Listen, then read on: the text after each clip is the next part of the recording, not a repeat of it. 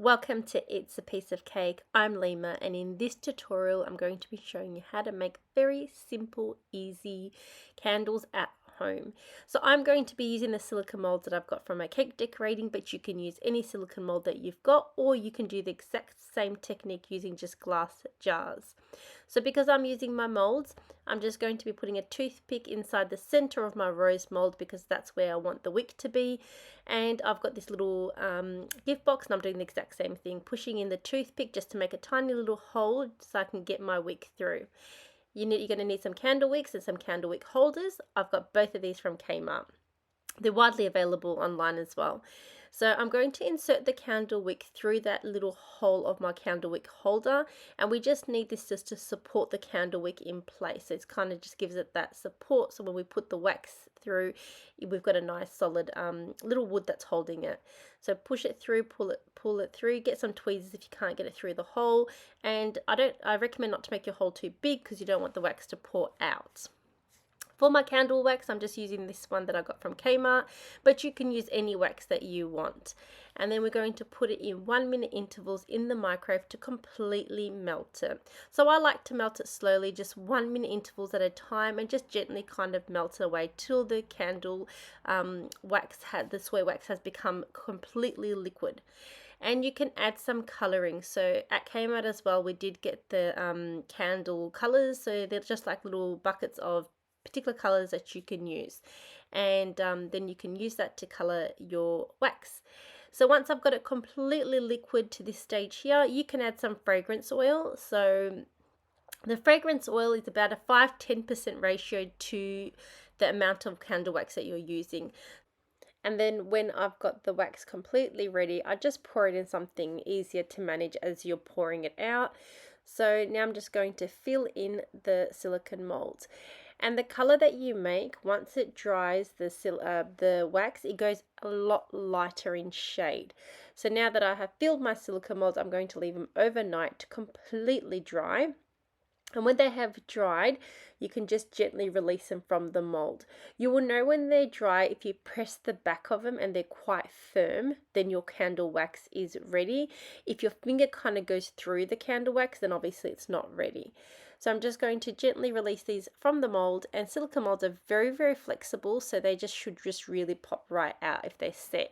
And then I just break the little candle holder on the back, and then just press in that little metal piece from the candle wick to support it on the back of the candle. And then cut away the candle wick to the height that you want, which is roughly about 1 centimeter. And then you've got these really simple, easy candles to make at home. Now, if you don't have silicone molds, obviously you can just pour that candle wax into a glass jar. That would be fine as well.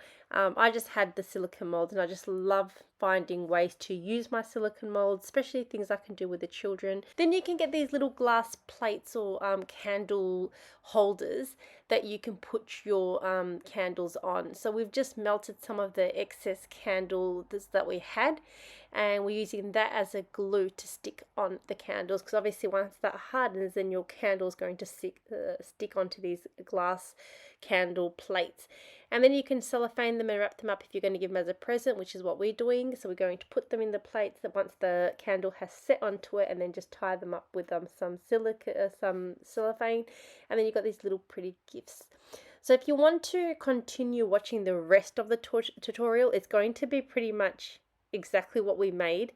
I'm just going to repeat the process and just show you how to make different kind of shapes with different molds, as well as putting them into glass cups. So I've got this mold that's got about 5 houses on it, and my daughter thought it'd be a fantastic idea to make one of them and insert the wick where the chimney would be.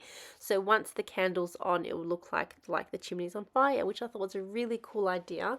So I'm going to insert the toothpick wherever I want the candle wick to be inserted through the little houses. And with this one, I'm going to be putting 2 holes because we need 2 wicks for this one.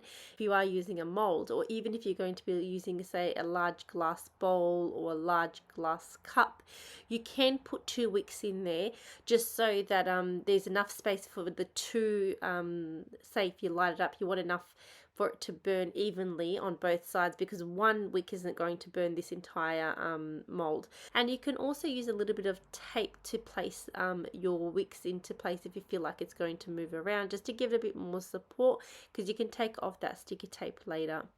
And then we're going to melt our wax as we did earlier.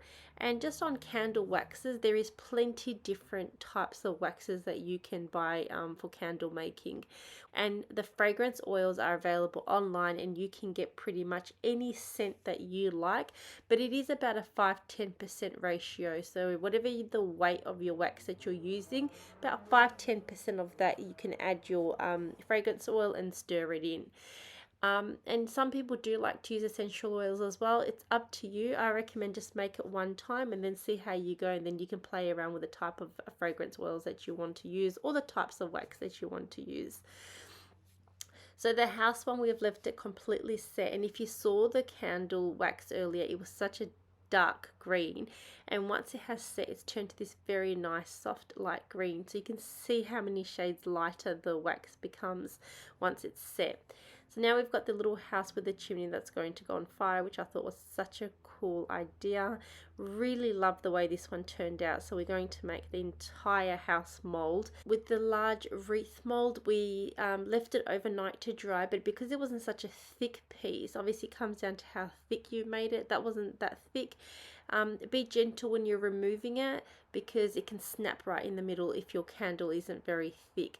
So I'm just going to remove the sticky tape that was holding the candle holders in place, and then just gently moving the rather than moving the candle away, I like to move the silicone mold, because the silicone molds are so flexible. It's easier to separate that than actually move around the candle, just in case you don't break it. Did break your candle, for example, if you did, all you do is you just melt some more candle wax and use that to glue it back together, and it will glue back into place. And I really loved the way this one turned out. It's really pretty. It would make a great gift. You just have to find a nice big kind of glass bowl to stick it onto. Another way you can stick the candle wicks in place is just have a little bit of melted candle when it's not completely melted, some wax, and then just dab the bottom of your wick and then use that as a glue, because it kind of solidifies very, very fast.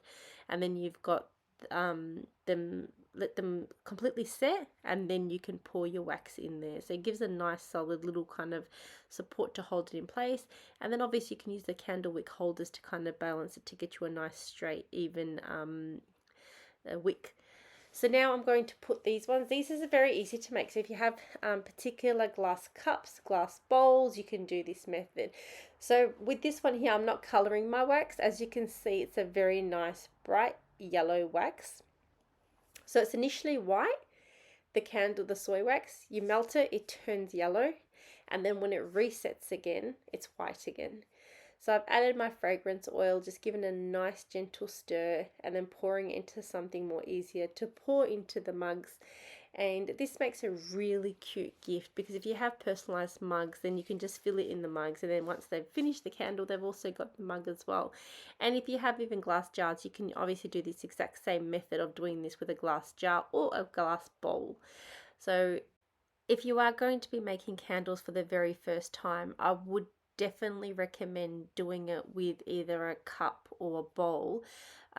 Definitely have an adult to help you, because when you do melt the wax, it actually gets quite hot very fast.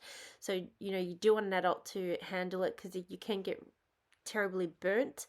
Don't use a silicone mold if you've got no experience with them, because even like putting the toothpick through, you might make a big hole and your candle wax might completely seep through. And now that my candle has completely set, you can see from yellow it's gone back to white. And that logically makes sense why your colors go so much lighter as well. Because if the yellow can turn to white, then obviously the dark green will turn to a very light green, or dark red can turn to almost like a pink. So we're going to cellophane these candle glasses as well. And if you did enjoy this video and you are interested in silicone molds, then I do have lots of tutorials on how to use silicone molds on my channel, from how to bake in silicone molds, how to use silicone molds with fondant, how to use silicone molds with chocolate, how to make plaster painting silicone mold accessories for children. There is lots of tutorials I do have on silicone molds on my channel. So if you guys did enjoy this non-cake video, let me know by giving me a thumbs up. Thanks so much for watching. Take care and bye for now.